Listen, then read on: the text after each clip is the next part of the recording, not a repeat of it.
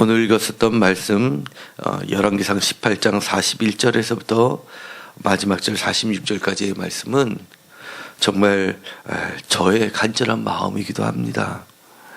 엘리야가 아합에게 이르되 올라가서 먹고 마시소서 큰 빗소리가 있나이다 라고 선포를 합니다. 그런데 지금 현재 이 말씀을 선포하는 현 상태는 사실은 큰 빗소리가 전혀 들리지도 않음에도 불구하고 일단은 엘리야는 선포합니다. 그리고 나서는 이 42절을 보면 너무나 뜻밖의 모습을 보게 됩니다. 아합이 먹고 마시러 올라가니라 엘리야가 갈멜산 꼭대기로 올라가서 땅에 꿇어 엎드려 그의 얼굴을 무릎 사이에 놓고 라고 이야기를 하면서 정말 땅에 꿇어 엎드려 얼굴을 무릎 사이에 놓고 간절히 기도하는 모습을 보게 됩니다. 그의 산에게 이르러 올라가 바다 쪽을 바라보라. 그가 올라가 바라보고 말하되 아무것도 없나이다.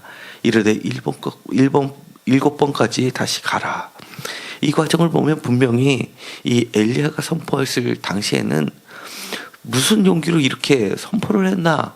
그리고 나서는 엘리야는 정말 마음이 끊어지는 마음으로 기도하지 않았나라고 생각이 됩니다. 사실은 이 41절부터 마지막 절까지 있는 이 말씀은 그 전에 있었던 가뭄이 시작되는 장면, 바로 17장부터 이어지는 전체에서 하나의 결론 부분에 해당한다 할 수 있습니다.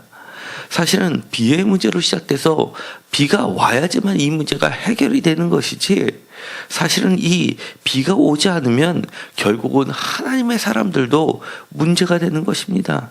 그런데 이 과정들을 보면 끊임없이 하나님께서 이야기하고 계셨던 것이 있습니다.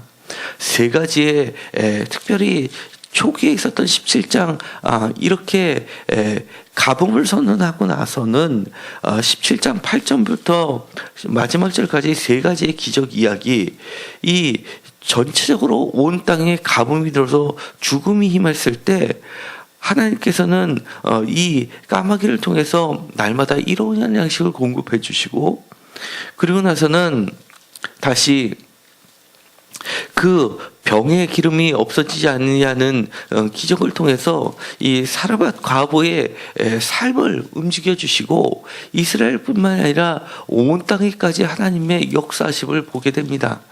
그리고 가장 결정적인 것은 17절부터 마지막 절까지 있는 이 죽음을 생명으로 바꾸는 그 기적 이야기를 통해서 앞으로 그 결말이 어떻게 되리라는 것을 우리에게 미리 예견해 주고 있습니다. 그런데 오늘의 말씀을 보면 매우 짧게 끝난 이야기지만 7번까지라는 이 과정을 통해서 우리는 이 싸움이 결코 쉬운 싸움이 아니라는 것을 보게 됩니다. 어떻게 보면 이것은 엘리야와 하나님과의 싸움 같기도 합니다. 분명히 이야기를 했는데도 불구하고 하나님의 역사가 드러나지 않을 때 하나님의 사람은 어떻게 해야 되는지를 적나라하게 드러내고 있습니다. 이것을 가지고 믿음으로 기다려야 되는지 아니면 이루어질 때까지 기도를 해야 되는지 우리에게 많은 이야기를 해주고 있습니다. 어찌됐든 간에 이 엘리야는 끊임없이 바다 쪽을 바라보고 기도를 하고 있다는 겁니다. 그 과정을 보면 이것은 단순한 희망이 아니라는 것을 보여주게 됩니다. 무엇보다도 간절함은 있지만 결코 그 믿음을 놓지 않는 그의 행위를 보면서 우리가 이 전체적으로 들어있는 심각한 가뭄의 상태를 끝마칠 때는 결국은 이처럼 얼마나 끝까지 믿음을 지키는 믿음과의 싸움이었나를 보게 됩니다. 때로는 우리가 우리 자신과 그리고 교회를 위해서, 그리고 교회를 구성하고 있는 각 성도님들을 위해서 사실은 날마다 기도를 합니다. 아침과 저녁으로 기도를 하지만 정말 뭔가 좋은 소식이 들리지 않을 때는 이 목회자인 제가 잘못해서 이런 일이 벌어지나, 이것이 빨리 왜 끝나지 않나라는 갈등 속에 놓일 때가 정말 많이 있습니다. 저도 옛날에 사업을 할 때, 문제를 놓고 기도할 때 사실 이 말씀을 여러 차례 읽으면서 정말 이번의 기도가 마지막 7번째가 되게 해달라고 늘 기도했던 것을 기억하게 됩니다. 이 7번까지 다시 한번 그 믿음을 놓지 않은 이 엘리야의 기도, 하나님은 분명하게 그 끝까지 믿음을 놓지 않은 믿음의 싸움을 통해서 그 앞에 펼쳐질 더 큰 전쟁을 또한 준비시키는 것을 보게 됩니다. 이 19장에 보면 정말 언제 그랬냐든지 엘리야는 죽여달라는 소리를 하게 됩니다. 어떻게 보면 이 7번까지 비를 내리게 큰 비가 올 것이라고 선언하고 그것을 작은 구름을 받는데도 불구하고 비에 막히지 아니하도록이라고 이야기할 수 있게 만드시는 분은 바로 하나님의 독특한 훈련 방법인 듯합니다. 우리가 작은 구름을 봐도 비에 막히지 아니하도록 마차를 갖추고 내려가소서라고 이야기할 수 있는 이 믿음의 기도야말로 정말 우리에게 지금 이 가뭄을 끝낼 정말 필요한 것이 아닌가 보게 됩니다. 조금의 구름과 바람이 일어나서 하늘이 깜깜해지고 큰 비가 내리는지라 아합이 마차를 타고 이스라엘로 가니 여호와의 능력이 엘리야에게 임함에 그가 허리를 동이고 이스라엘로 들어가는 곳까지 아합 앞에서 달려갔더라라고까지 이야기합니다.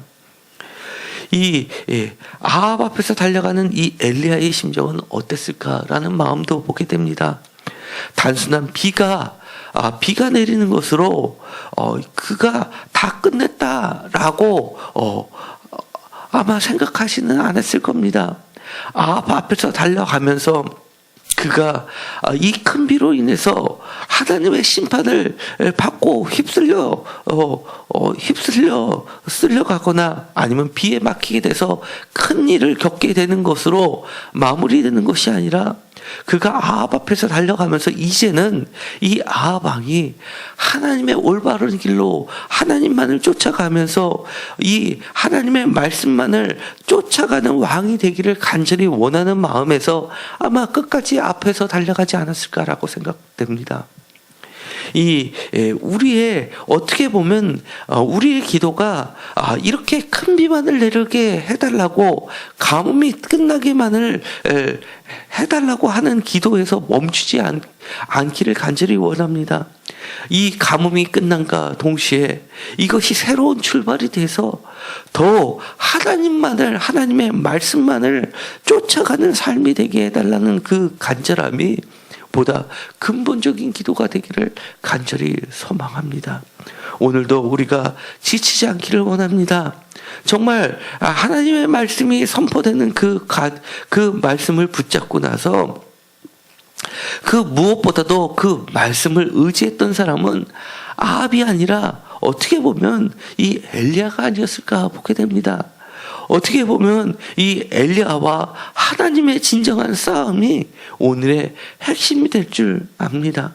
우리가 끝까지 마치 요단강에서 7번 씻으라라고 했던 말을 충실히 지켰을 때 그렇게 깨끗하게 나음을 받은 것처럼 우리가 주님의 말씀, 하나님의 말씀만을 앞에 세우고 끝까지 쫓아가는 저희들이 되기를 간절히 소망합니다. 기도하고 마치기로 하겠습니다. 하나님의 말씀을 읽으면서 그 말씀이 우리에게 선포될 때 우리가 그 말씀을 붙잡고 끝까지 매달릴 수 있게 하여 주옵소서.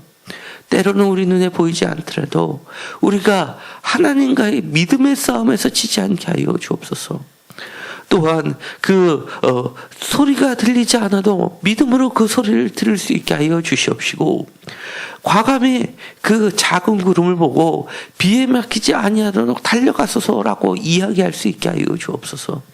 또한 하나님의 능력이 늘 우리 가운데 임하여 주셔서 우리의 기도가, 우리의 목적이 비가 오는 것만으로 끝나는 것이 아니라 가뭄을 끊는가 동시에 새로운 출발이 되어서 우리의 삶이 늘 하나님만을 쫓아가는, 주님의 말씀만을 쫓아가는, 그리고 우리 앞에 항상 주님의 말씀이 달려가는 것을 바라보는 삶이 되게 하여 주옵소서.